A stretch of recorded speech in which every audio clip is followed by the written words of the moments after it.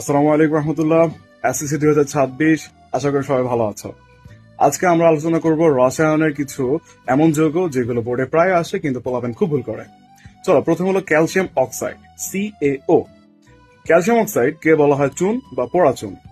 এর ইংরেজি নাম কুইকলাইম। ক্যালসিয়াম হাইড্রোক্সাইড কিন্তু সলিড, অর্থাৎ কঠিন অবস্থায় ক্যালসিয়াম হাইড্রোক্সাইডকে বলা হয় স্ল্যাকেড লাইম। Slaked lime.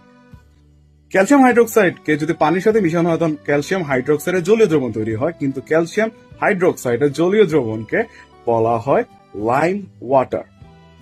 আবার ক্যালসিয়াম কার্বনেট, CaCO3, এটাকে বলা হয় চুনা পাথর। এর ইংরেজি নাম হলো লাইম স্টোন।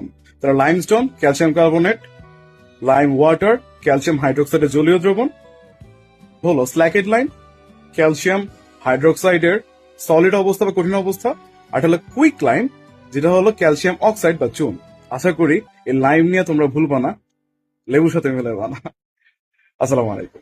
আর একটা কথা, আমাদের ভিডিও যদি তোমাদের কোনোভাবে হেল্প করে থাকে তাহলে তোমাদের বন্ধুদের সাথে শেয়ার করতে পারো, এবং শেয়ার করার এই স্ক্রিনশটটা আমাদের যে কোনো সোশ্যাল মিডিয়ার লিঙ্ক, ফেসবুক, ইনস্টাগ্রাম অথবা ইউটিউবের কমেন্ট বক্সে যদি তুমি সেন্ড করো তাহলে আমাদের এই বোর্ড অ্যানালাইসিস শিটটা তোমাদেরকে ইনবক্সে পাঠিয়ে দেওয়া হবে।